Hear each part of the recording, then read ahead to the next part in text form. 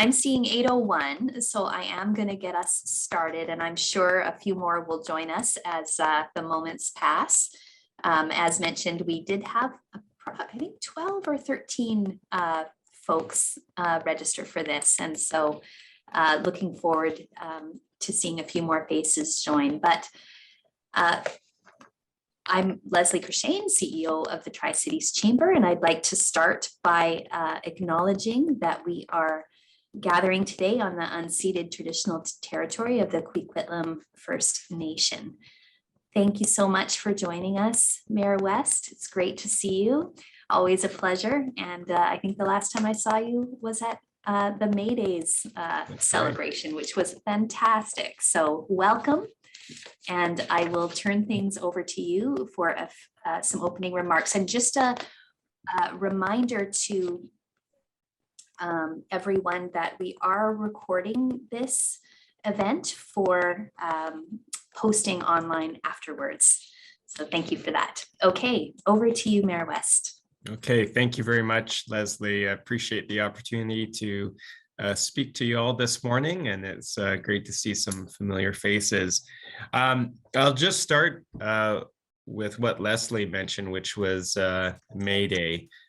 Those of you who are familiar with our community will know how much May Day means to Port Coquitlam. It truly is an iconic festival that we have in our city. And this year was the 99th May Day. So you can expect a pretty big bash next year for sure. But it was a fantastic day. First off, because the weather cooperated, and that was a bit of a concern in the lead up. I was checking my weather app, I don't know, every half hour in the days leading up to it. And it just showed rain every day before, rain on the day, and then rain every day after. But lo and behold, when we got up that morning, we had maybe not quite blue skies, but close. And the rain held off for the better part of the day. So it was awesome to see so many people out. It was one of our most well-attended May Days we've had in a number of years. And, you know, I think obviously the last 2 years, we haven't been able to have May Day in the way that we're used to. And I think there was a lot of anticipation in the community. And it felt, from my perspective, as someone who is a pretty social individual and likes talking to people a lot, it was pretty special because there were thousands and thousands of Port Coquitlam residents out enjoying the day. Lots of families out, lots of activities. The parade was awesome. It just felt really good to have the community come together in that way. So that was pretty special. And as I mentioned, next year will be the 100th May Day, and we're really looking forward to that. There's a couple of things I wanted to touch on, provide a bit of an update about, and then I'm going to try and leave as much time as possible for questions.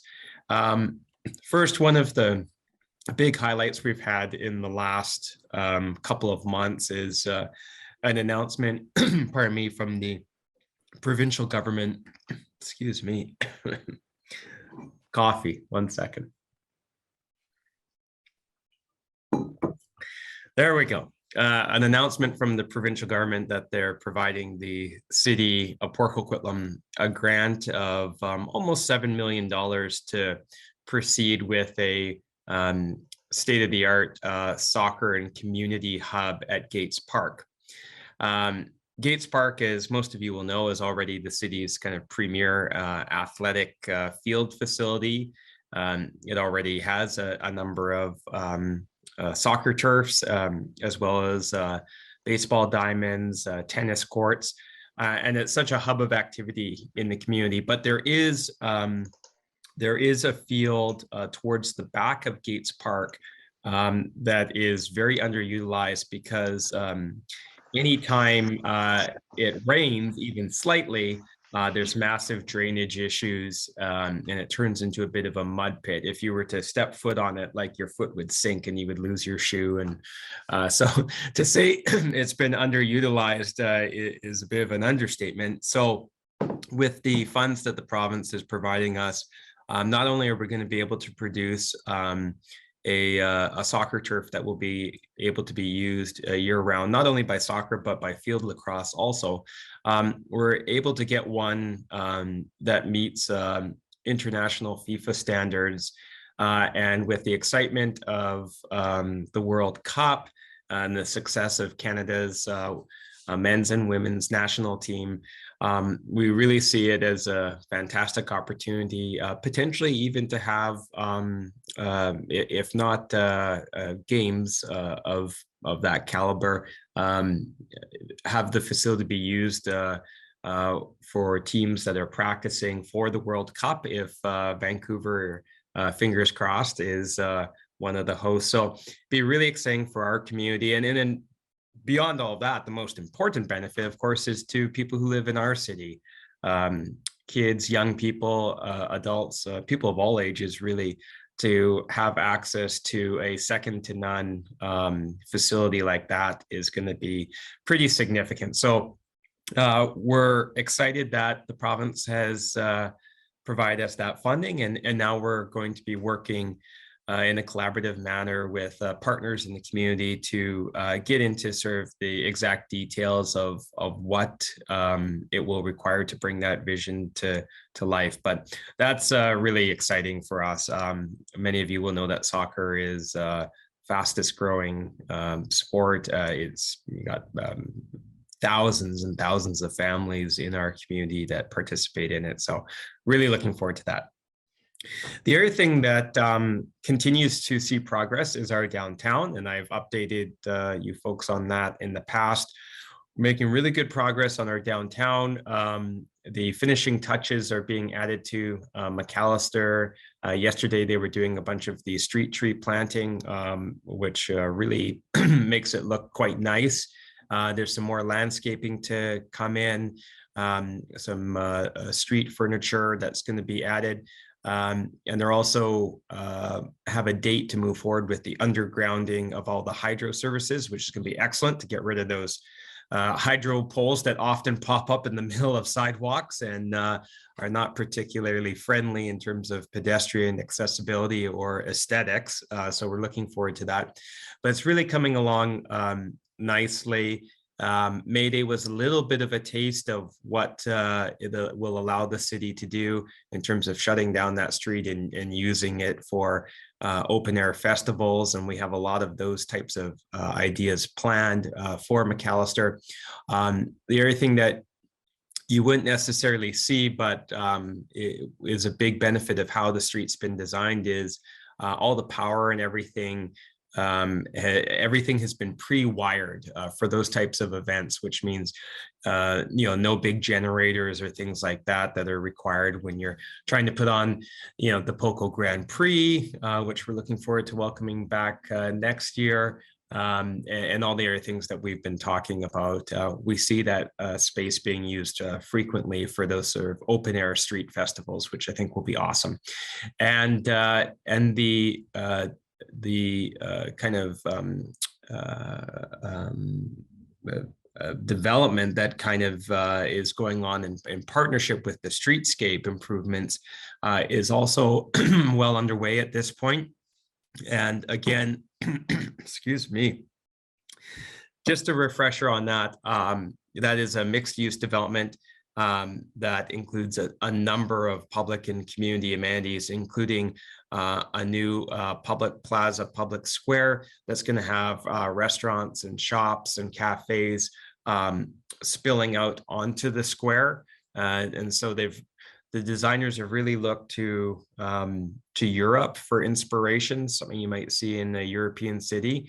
And it connects to our Donald Pathway, which is a pedestrian spine going through the middle of our downtown, bringing people into Lee Square as well, which is also going to be undergoing a revamp. So it's really rewarding, again, to see some of these things come to fruition. A lot of work in the background for many years, but it's starting to come together piece by piece, and I think people will be impressed.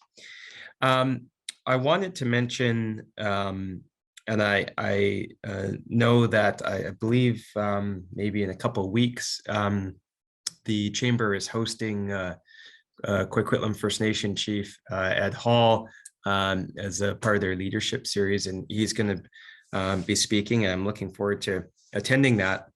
I did want to mention that after a long period of time, the city of Port Coquitlam and the Coquitlam First Nation were able to come together and reach an agreement on the servicing agreement, which has been a long-standing item, and I'm very proud that we were able to get this completed. And during my time as mayor, this is something that predates my time as mayor and predates Chief Hall's time as chief. But both Chief Hall and I, over a number of meetings, really made a commitment to have the city and the Coquitlam First Nation work collaboratively to get this done. And I'm pleased that it's been complete. And we had a very nice signing ceremony at the Coquitlam First Nation office, and really is a historic day for our community and for their community. And I think signals a new relationship, a better relationship moving forward. And I think that that's really positive. And so with that servicing agreement complete, it really does pave the way for the Coquitlam First Nation to move forward with the development of their business park, which I know will provide much needed jobs, employment, and places for business and commerce, not only in the Tri-Cities, but really on a regional basis as well in Metro Vancouver, because there is such a shortage of both particularly industrial land. So that was an important accomplishment over the last couple of months. And then last two things, and I'll open it up for some discussion. I wanted to note that with the completion of our budget, I think Port Coquitlam is once again distinguishing itself for its leadership in the region in terms of the investments that we're making and how we're doing it. I would say that we're investing both in infrastructure and in people. On the infrastructure side, our capital plan is a record level of capital investment in, really the nuts and bolts of a municipality, in sidewalks and crosswalks and lighting and street painting, in all the things that the municipality has as its core responsibility in our parks, in our trails, in our recreation facilities. So I'm really pleased that we continue to bring a laser-like focus to that, and we're bringing improvements to every neighborhood in Port Coquitlam. And you wouldn't think people would get maybe that excited about, say a crosswalk going in, or a pedestrian activated flashing beacon to make it a little bit safer for kids to cross the street. But I have to tell you that I, on a regular basis, am stopped by residents who say, I've lived in the city for, take your pick, 20 years, 30 years, 40 years. And I never thought we would get a crosswalk, or I never thought, that we would get a sidewalk. And we've really, in this last couple of years, tried to bring those improvements to every neighborhood of our community, including ones that were sort of neglected in that regard for too long. So that's been really positive. And as I said, we're also investing in people, and I think that is really key as well. I'll just share a little story with you folks. So at May Day, as I said, thousands and thousands of people, and lots of people want to chat with you and tell you their thoughts on different things that are going on. And I had a woman approach me, and I could tell by her facial expression that she was upset. And I thought, oh, here's someone unhappy with that roundabout that is on Prairie Avenue. But But in actual fact, she pulled me inside and she said, I just wanted to share with you that things have been really tough for me and my family over the last number of years. And she's a single mom with a son, and her son is 10.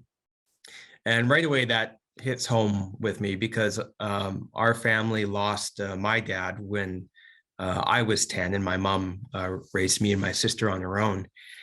And she said, the city made some changes, and I got a phone call from the city about 6 months ago. And it was about a subsidy that the city is providing for low-income people to be able to have free access to the city's recreation programs. And she told me in tears, but they were tears of joy, how for the first time in years, her son was able to participate in one of our spring break camps, and how he had made new friends, and how he was so excited every day to go to the camp, and how just his outlook seems to have improved so significantly, and that he seems happier. These are her words. And that a couple of the new friends that he's made, they found out live close to them, and he's continued to build a friendship with them. And she said to me, if the city hadn't contacted me and been proactive, and if the city hadn't made the changes it made, and this is just so you all know, about a year ago, we overhauled all of our recreation access and inclusion program to really make sure we were removing any financial obstacles to participation. And anyways, it was one of those stories that, I think quite often when we're sitting in City Hall chambers, we're hearing presentations, we're reading reports, we're having discussions, and we're making decisions. And, there are times where you wonder how these decisions are translating, and, are the things that we're trying to do reaching the people we're trying to reach. And so that was, one of those moments that really sticks with you. And so I used that as an example of the steps we're taking to invest in our community and people in our community as well, and to reduce barriers to participation. And I'm really proud of the work that we did on our recreation side to make sure that regardless of your income or your family's income, you can participate fully in this community and all it has to offer. So that's been the other piece of what we've done through our budget process. And I always say we've done that while also now having the third lowest property taxes out of 21 cities in the Lower Mainland. So not a bad record, I would say. So anyways, I'll leave it there. Those are some of the highlights of things that are going on, and I'll look forward to your questions and comments. Thank you so much, Mayor West. Fantastic update, wide-ranging update, lots of topics, and what a heartwarming story of that mom at May Day. That strikes close to my heart as well. It maybe just a point of clarification, the development that you mentioned in the downtown area with the European inspired design, what stage of development is that at, and whereabouts, just for the benefit of our So that's it's been all rezoning has been complete, all permits have been issued, and they are currently digging the hole for the underground parking, and it's about mid-block of McAllister, right across from City Hall, so you can't miss it. Yeah, the big hole.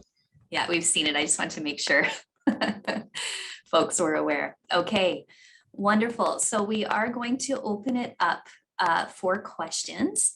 And you're welcome to just raise your digital hand or your real one at the end of your arm there, and we can start. Do I have anyone wanting to go first? If not, I can, oh, there we go, Vishad, and Mo next, okay. Thank you, Leslie. Mayor West, thank you for that update. And I just want, mine's not a question, mine's a comment, from the short time that we are always driving through Coquitlam for work and for life.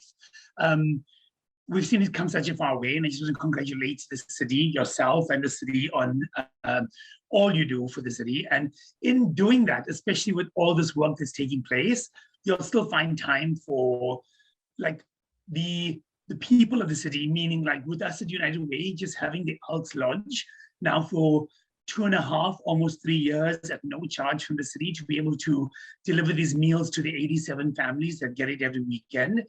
I just want to say like a massive, massive thank you from my side. Like I have no doubt that Port Coquitlam is definitely a city that looks out for their people. So well done. Thank you. That's very kind of you. And I really want to extend my appreciation.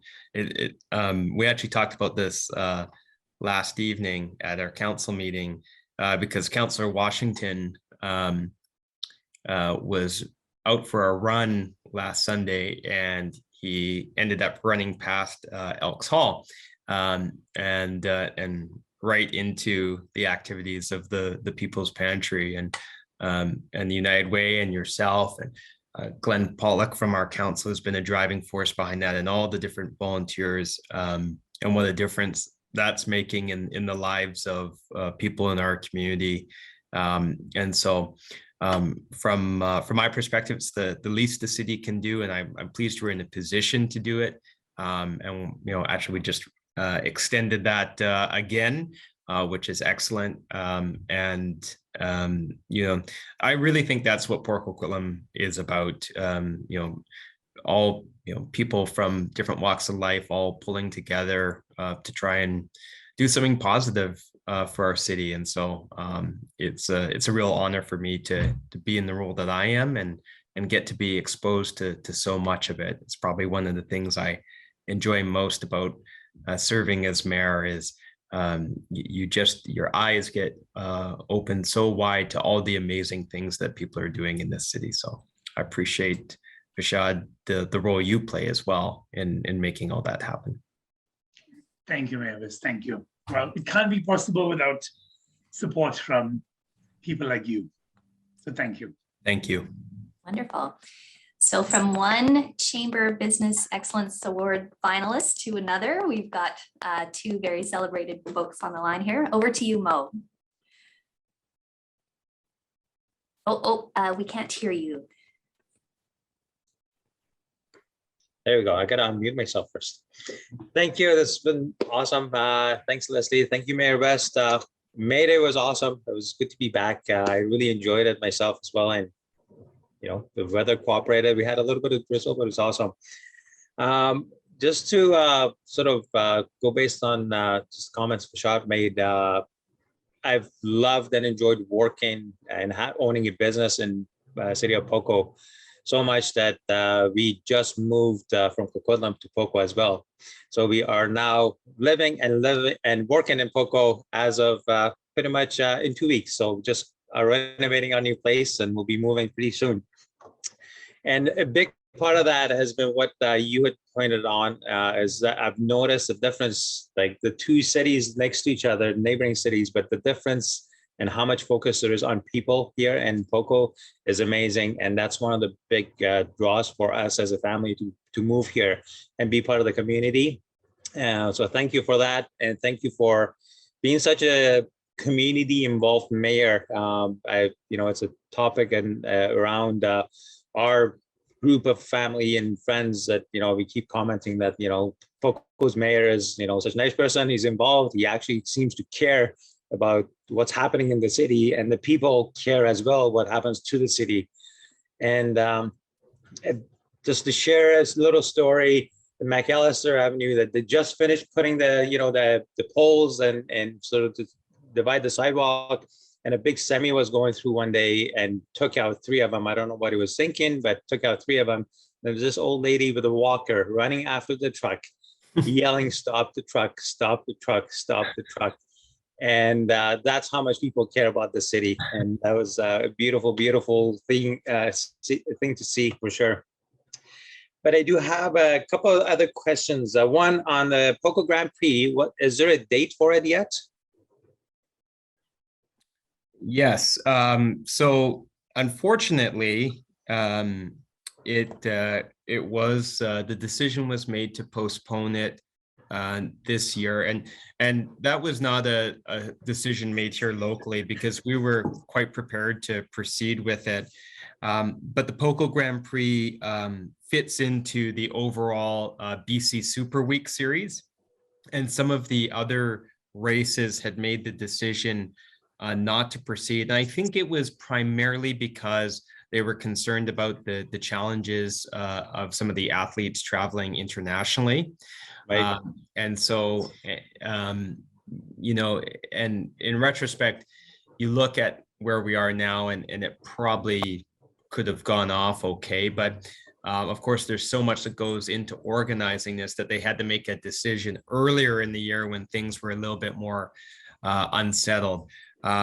So that is all to say that it will be back next year, and it will be in June of next year, although there's not an exact date nailed down yet. Okay, perfect. And I have one other question with regards to the future of city, the future. What's the expectation for the growth of the city in terms of population and over the next 5 and 10 years projections? Yeah, that's a great question. So Port Coquitlam anticipates, I would say, steady but modest growth, particularly in comparison to our neighbors. Right now, our population has been growing at approximately 1% per year. Sometimes a little bit less, sometimes just a little bit more. But that has generally been the population growth of the city. And there's certainly some limitations around population growth with Port Coquitlam, say, compared to, certainly Surrey, for instance, or even, Coquitlam is seeing quite significant growth on Burke Mountain, of course.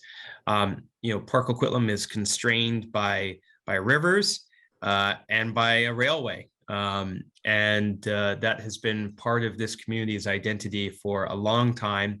And it means that growth is, although steady, a little bit more modest.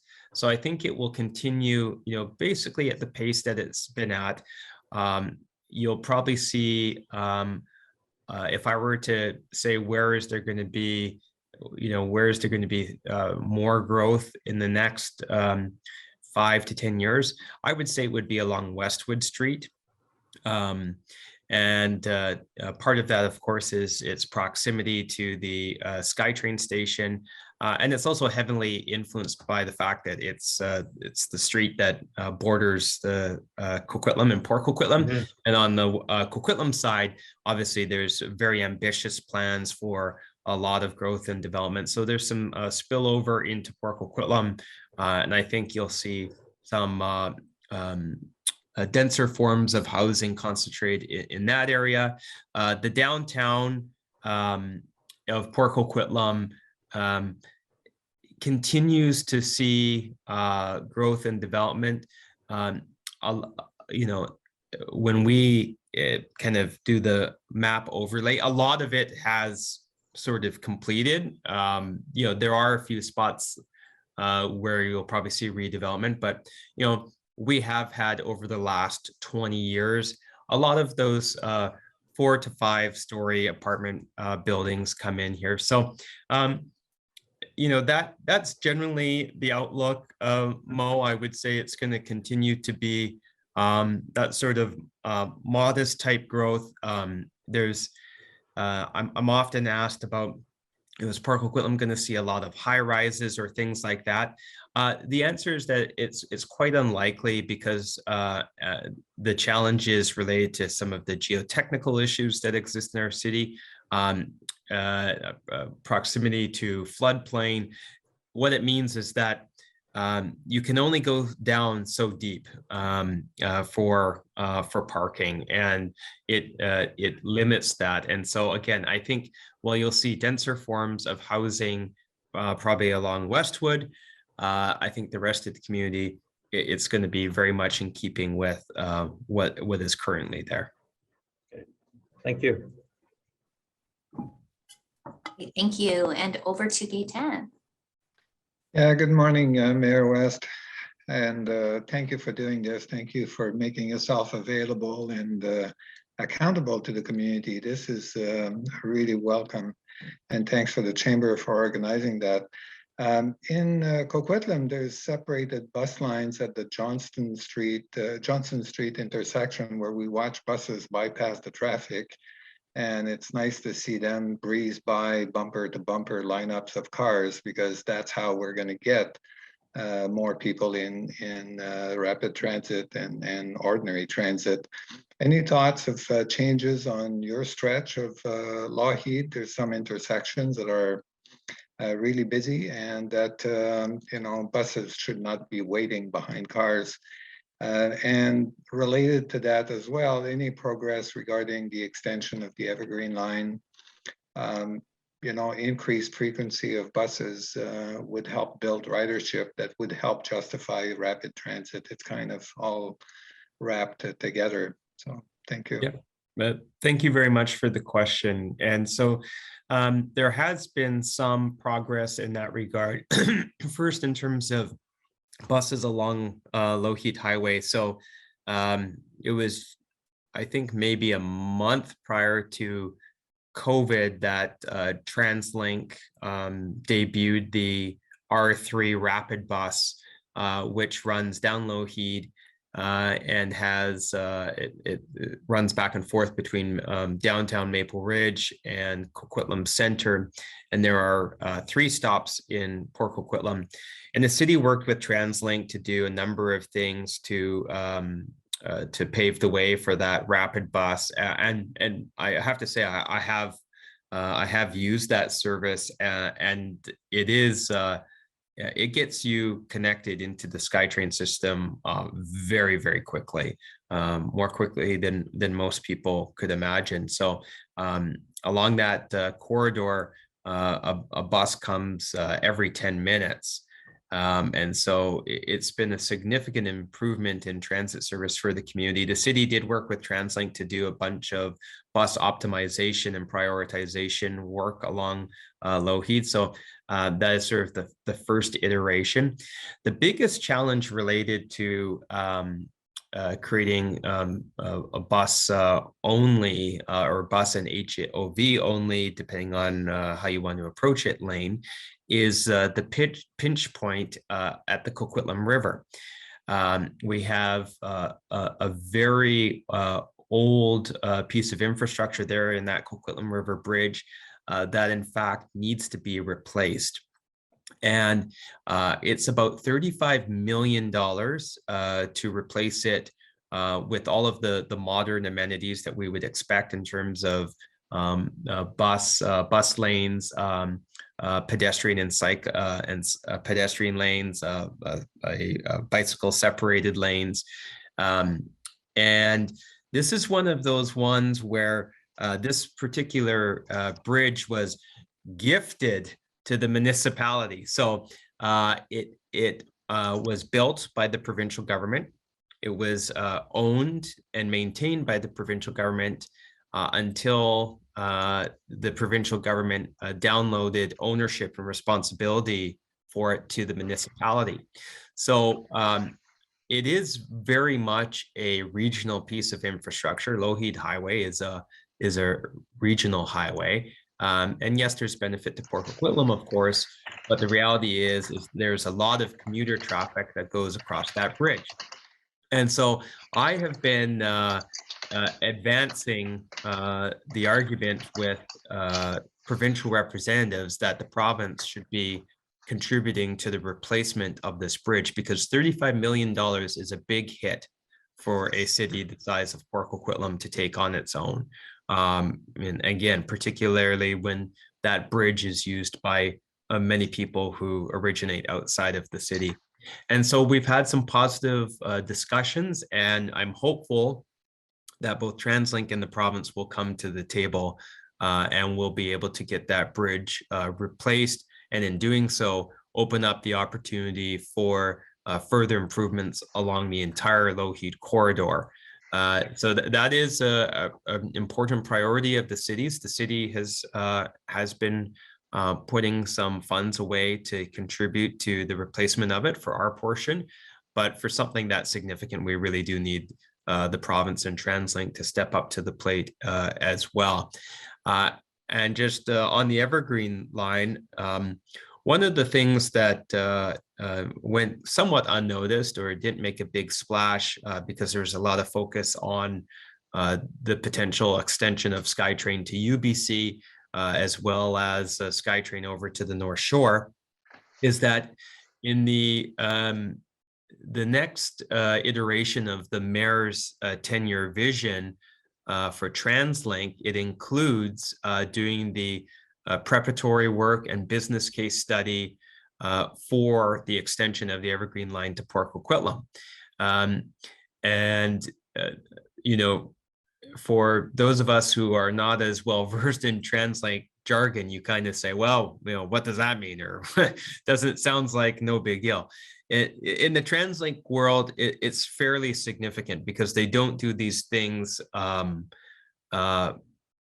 very like when they make this type of commitment, it usually sets us on a path that sees us eventually construct whatever it is they've done the preparatory and business case for. And so I think it's a pretty strong signal that there's an understanding that the extension of the Evergreen line to Port Coquitlam has to be on the region's to-do list. I'm a realist when it comes to the timing of such construction, because unfortunately our region has a track record of completing a major rapid transit project maybe once a decade, and so we're always playing catch up. We always seem to be behind, but I've also learned in this business you need to take a win when you can get it, and getting them to actually commit to doing all the work that's required prior to a shovel going in the ground is a win. And so that work is going to unfold, and it is, I think, a positive development in that regard. So can I have a follow-up? Excellent. Sure. Yes. I fully agree with you. I think my experience is that at Metro Vancouver is that they're not going to launch into and fund a business case unless there's a business case. So there's hope. A couple of quick questions. At the soccer field, do you plan to build any structure? Is there a need for or a plan for covered bleachers, a new field house? And I've got one additional question, which is, does Port Coquitlam have a policy to encourage mass timber construction? There's 22 municipalities that have passed resolutions to streamline projects that incorporate the mass timber construction. And Leslie, those are my last questions, so I won't raise my hand again. Thank you.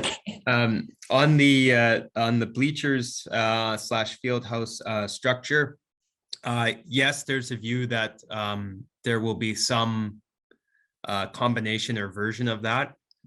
Exactly what that looks like is all going to be part of detailed design and done in consultation with various user groups. I mean, certainly for sure, there's a desire to have covered bleachers. And there's currently a facility out there that has a building out there that has washrooms and storage, and there's a view that that could be replaced with something that incorporates a change room, a dressing room, additional washrooms, maybe a little bit of an office space as well. So we have the space for it, and they're going to be kind of going through the various iterations of this and determining exactly what the specifics of that are. But yes, there's probably going to be something in that regard. In terms of mass timber, so this is interesting in that before mass timber became something that was really on the radar of a lot of municipalities and people, the city actually had what I guess it was an early iteration, Gaetan, of mass timber policy, and it was the city has on its books a wood first policy, and so staff are actually going to go back and bring that into the 2022 parlance and add a bit more specifics. But this dates back to 2010, I believe, that the city passed a wood first policy that essentially does the same thing as mass timber, this mass timber policy that a number of municipalities have. So that's been on the books here for a while, and there's been some good examples of it. The community center, well, not entirely made out of wood, of course, includes a number of wood products that were incorporated on the basis of that policy. And like I said, now that this has become a little more meat on the bones, and I think a little more well understood, and now mass timber enters the picture, and a lot more applications for that. Staff are, as I think, actually, as we speak, going through and refining that policy that we already had. Excellent. Thank you. Okay, over to Keir from Phoenix Society. Thanks, Leslie, and thanks again to the Chamber for hosting this morning. And good morning, Mayor West. And morning. Also, thanks for making yourself available. I mean, it's a nice intimate group, but it's such an important opportunity to be able to connect with community and have this kind of access, particularly in an election year. It's fantastic. So my question is just around housing, often is, but I don't think it's any surprise that, our argument that we need housing at all price levels, including market right now. And but we particularly need increased availability of non-market rental housing, especially if we're to help keep people from falling into homelessness. And I do want to acknowledge the great work being done by council and the local agencies out there. Like, I think you probably have a disproportionate amount of rental housing under development right now. So, and that's not easy to achieve. So thanks for your leadership and for council for getting those projects underway. However, what it's unlikely to help, unfortunately, is many of the unhoused individuals in the community. And POCO continues to see probably a disproportionate number. Maybe it's just where people congregate, but we're still seeing those challenges, and it's really a Tri-Cities issue, but we sometimes see it more visibly in POCO. 3030 Gordon continues to be the only shelter supportive housing, and it was opened back in 2015. And despite there being discussion that there's funding available for new supportive housing units, no community has yet stepped up in the Tri-Cities. And really, my question this morning, Mayor West, is, does Port Coquitlam recognise the need for additional supportive housing in the Tri-Cities? And more specifically, are you exploring potential locations for such a project? Yeah, thank you very much for your question, and I want to acknowledge the work that you and Phoenix Society are playing in the Tri-Cities in a number of regards, and so that's recognized and noticed and certainly appreciated, including by myself. In terms of supportive housing in the Tri-Cities, and more specifically in Port Coquitlam, We do recognize the need for that as part of the housing continuum, and that's an area where there is certainly deficiency in the Tri-Cities. Our bylaw team is often on the front line of this, although it's not really in their job description. The reality is that just their own sense of compassion and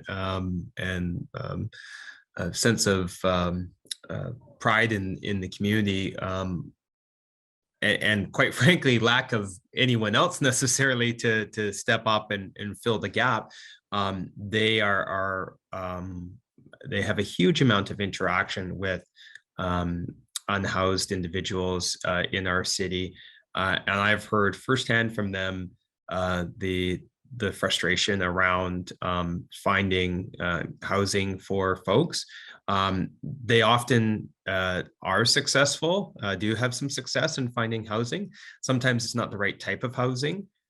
Sometimes the individuals who they're trying to get housed have such complex needs and requirements that the housing that they are able to find for them doesn't last very long because it's just not the right fit. It often requires the individual to leave the Tri-Cities, which a number of folks are reluctant to do. And so there's no question in my mind that there is a requirement for that supportive housing within the community. In terms of, has Port Coquitlam assessed the appropriateness of a particular location? I can tell you that the city did identify a city-owned parcel of property and had submitted it to a call for locations. Now, that was quite some time ago. That was probably a year ago. There was no uptake on that or follow-up. Our limitation would be that the city of Port Coquitlam doesn't have a number of large land holdings compared to some others. And if you go back in time a little bit, part of the reason is, and I'm not going to pass judgment on this decision, it was not one that I was a part of, but the city did have had many more land holdings and chose to sell them to raise the capital necessary to construct the community center. So that's just the reality, is that the city's land holdings have been depleted significantly, and it's just to create some limitations in terms of, yeah, go here, or yeah, go there, because there's not that in the city's inventory.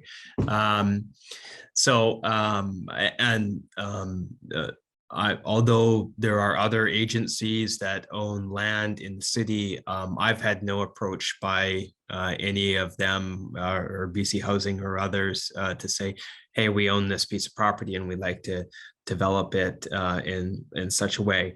There are developments like that that are occurring, but they are for below market rental housing, which, as you correctly pointed out, is also very sorely needed in the city. And I'm pleased that we have about 500 units currently under construction, but it's not the type of housing that you're referring to. The only other thing that I would say in this regard, and I certainly have shared this with those who are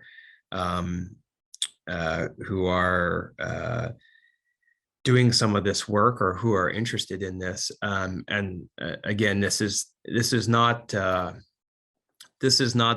criticism. It's just a reality that I often have to answer to. And so I think it's worthwhile bringing up so that we can collectively address it rather than pretending it doesn't exist, which is there are not positive feelings in the residential neighborhood close to 3030 Gordon in Port Coquitlam about the impact that facility is perceived to have had on the neighborhood. And I'm not going to get in at this moment all the particulars of that. But I do think it's important to those of us who want to see this type of housing that's needed be successful, is to square up to that reality that exists, and to to do our utmost to I guess address it square on. I think I've had some discussions with individuals at the province with respect to it. I think at first there was a reluctance to maybe admit that there were any issues, because that might be seen as an admission of failure, whereas I don't see it that way at all. But if we want to be able to have more of that type of supportive housing in our communities, not just Port Coquitlam, but throughout the Tri-Cities, I think we have to be able to demonstrate that when issues arise, and inevitably issues arise, that they're addressed to the best of our ability.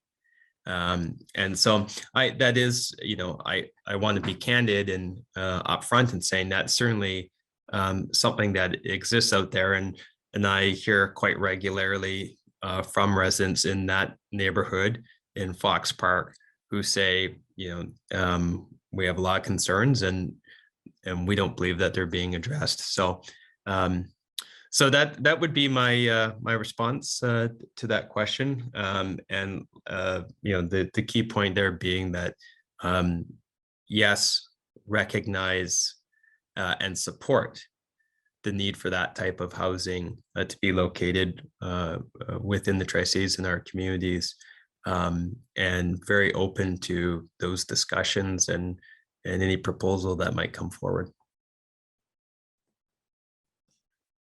Thank you, and excellent insight, Mayor West, and thank you for that question, Kier. This is something I am certainly hearing a lot about from our member businesses. I hear you, Mayor West, that you're investing in people.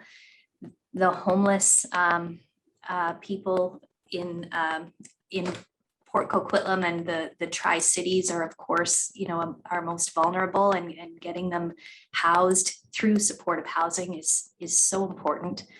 And I understand, in my limited understanding of 3030, it's one of the only housing like that, but it's overrun and oversubscribed, and there's a lot of issues because of that, is part of my understanding. But can you elaborate? I was not aware, because I'm hearing about this from our MLAs and our member businesses and everything else, that there's supportive housing money on the table, and the cities just need to come forward with the land parcel or a lease agreement or something. There's got to be some kind of solution. And if it's not city-owned land, what are some other options? But I had never heard that you did come forward about a year ago with a location. Can you just clarify that for me? Yeah, there was a call that, now I also heard that comment that the only obstacle to getting everything complete is the cities. I don't believe that that's accurate. Okay. I think it's a little more complicated than that, as these things usually are. So there was a call issued from the province. I'm going to say it was a year or so ago, year and a half, and cities were asked to consider their inventory of land holdings, and if there were any that they wish to put forward or thought would be suitable, to submit them. And our staff evaluated the limited land holdings that the city does have, identified a site that the city thought was appropriate and suitable, submitted it, and never heard back. Okay. Now, you have to remember too, like, sometimes on this, it's like the politicians say one thing or give an answer of what they think is happening, or or sometimes presented as fairly simple. What I've learned is there's like large bureaucracies and a cast of thousands involved in this, and this stuff bounces around all sorts of different places and agencies and ministries. I know that we're not unique in this regard, because my good friend Mayor Hurley from the city of Burnaby submitted 5 different sites, because the city of Burnaby does own a lot of land, and submitted 5 sites. And they only heard back on 1, and it's moving forward, but not with supportive housing. They're moving forward with a low-income rental housing. So, but beyond the city-owned land, I also, will note that the province owns a lot of land. In fact, in Port Coquitlam, the provincial government, through its various ministries and agencies, own more land than the city does. And there's been no proposal from the province, any of its agencies or ministries, on any piece of land in Port Coquitlam for that type of housing. Where they are, what the province is doing in our city is coming to the table to help fund some of the below market housing. So whether it's the Atira project on Prairie, whether it's the oh my goodness, the project in downtown, what's the agency? Affordable. Yes, thank you. We also have Metro Vancouver is doing a project on Welcher, and then the Affordable Housing Society is doing a project on Kingsway. So the province has varying degrees of involvement in those, but it's on the funding side. The one downtown, the province purchased, my understanding is the province purchased the land for them for that project. But again, it's for a form of supportive housing for people with disabilities and mental illness, I believe. Thank you for sharing the complexities of this issue and the history and some of the housing projects that are underway, albeit not supportive housing in that program that we were first talking about. But thank you so much. And thank you for your time today. I see we're at 8:59. I do have just a few closing announcements, although we've lost a few people already. There's some great thank yous and farewells in the chat there for you, Mayor West. The event you mentioned with Chief Ed Hall is actually next week. Next week is June already. So June 2nd, please join us for that lunch with leaders. If you want to join the Chamber Champs team in the Crossroads Hike for Hospice this Sunday, we'd love to have you.